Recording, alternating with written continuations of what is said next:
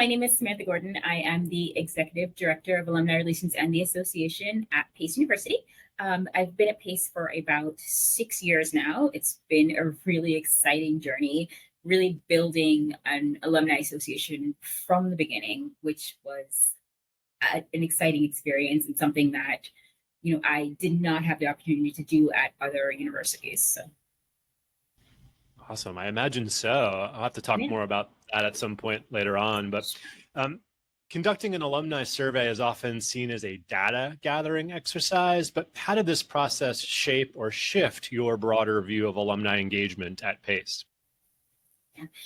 So I think a lot of it really showed us that, for us, we had a population that was pretty disengaged, and we still do have a growing alumni population in terms of understanding what Alumni Relations does, how to be involved with the university post-graduation.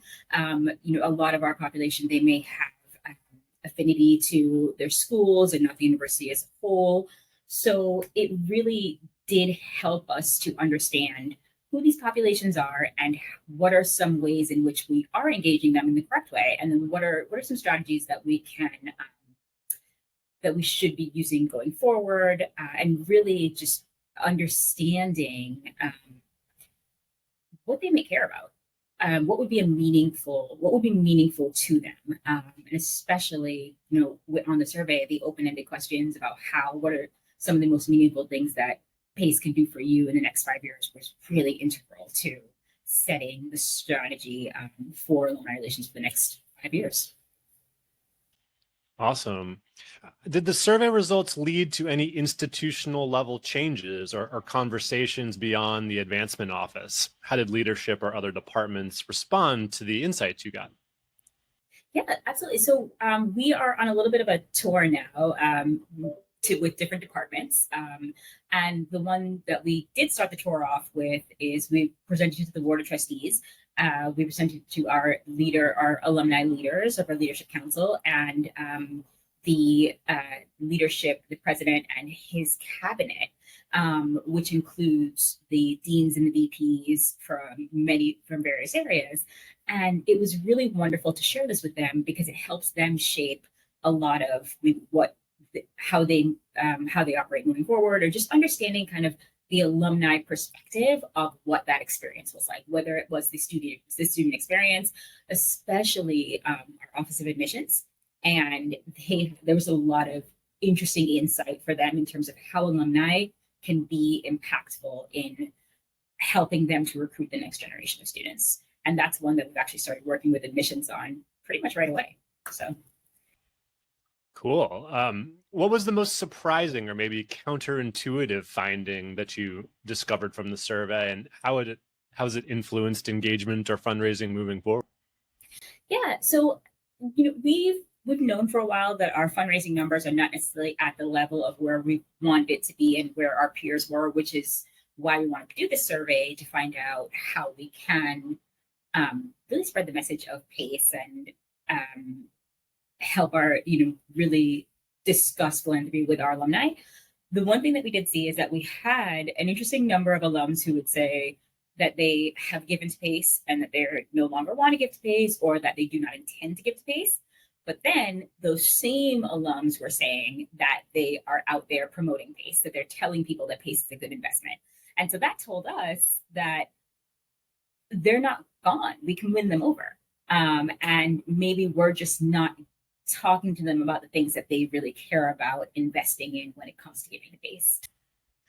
Yeah, they let you know that they're interested, they're engaged, but maybe they're not quite feeling the value yet, right? Exactly.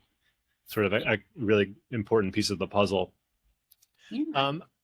All right, so how did you communicate the importance of the survey to alumni before launching it, and what follow-up efforts have been most successful in keeping the momentum going? Yeah.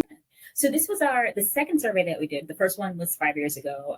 And that survey, we were asking them to join the conversation, we are building a new alumni relations, tell us what we should do. And this one was we've heard you, here are the things that we did for the first survey, but there's still so much more work to be done. Help us, continue to move this program forward and shape this program for the next 5 years until, the next survey when we learned more. And it was important to us, we really took Rob's advice to heart, where he said that this is probably the largest, and it really is the largest alumni event that we'll ever have. We have a captive audience of, for us, we have an alumni population of 166,000. We can communicate through contact information with probably about 93,000 of them. And so there is never really a time that we're going to have an audience that large. So one of the first things that we did was come up with a communication strategy. We started meeting bi-weekly with the communications team, and really from the beginning, from the teasers that we were going to put out on social media, teasers and emails, whatever campaigns we were going to run, that was really important too, is running campaigns with giveaways. People really love that, and starting that process early. Then also understanding that who are our influencers. We can point to different schools and know that when it comes to, for example, our law school, if we send an email from the dean of the law school, the alumni love him. They will open that email. So find those people that the alumni care about and that they'll listen to. Emails from each other as well. So emails from our volunteers, because as we all know, alums are more likely to say yes when it's a fellow alum asking them to do this. So really making sure that we're segmenting the populations and creating a timeline for the different emails that we were going to send. We do not have a really far reach on social media. So a lot of our communication is email. We've also tried text messaging this time around, because we've found that especially amongst our graduates of the last decade population, text messaging has been really effective. So sending messages, letting them know the survey is coming and the teasers, and then when the survey is here, ensuring that it's segmented, it's branded to their schools, as well as General Alumni Association, and ensuring that we are giving out prizes to take the survey, communicating with them afterwards, and then post-survey, we communicated the results out to our volunteer leaders first, and then in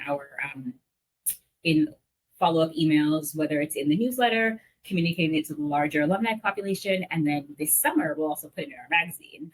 But really moving forward with every new step we're going to take that's influenced by the survey, ensuring that they understand, that the population understands that this came from them, that we heard you, and that here's how we're moving forward.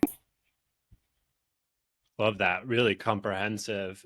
But you mentioned sort of segmenting audiences and the different communication habits, inclinations of younger versus older or mid-career folks. How did the survey help you maybe refine your approach to engagement when it came to different life stages? Yeah, it really helped us understand that first, we do need to segment, that what our graduates of the last decade may care about is not necessarily what someone who is mid-career is not going to be impactful to them. So looking at the data that way and understanding that maybe it's different newsletters can go to different populations, volunteer opportunities by school, volunteer opportunities by the decades. And for this, it really is giving people a curated experience based on their school's decade, what may have been happening around the university at the time that they were here, really tailoring our communication and our volunteer strategy to that. Awesome. A curated experience, right? It sounds simple, right? But man, is it challenging, And, there's no other option than to forge ahead on that line of thinking. Last question, Sam, just tell me a little bit about your experience working with Rob and Allie and the PEG team. It was wonderful. They are absolutely very responsive. I felt like I could email them anything and they never made me feel as if it was a silly question. They were always so helpful. They also walked through the data with you. And this was the second time around. The first time around, I ended up taking on the project when my boss left, and so having them by my side was a lifesaver. And so going back into this, they remembered the data.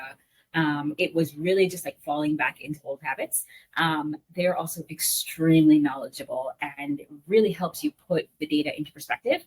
And I think that was key to this experience. Absolutely.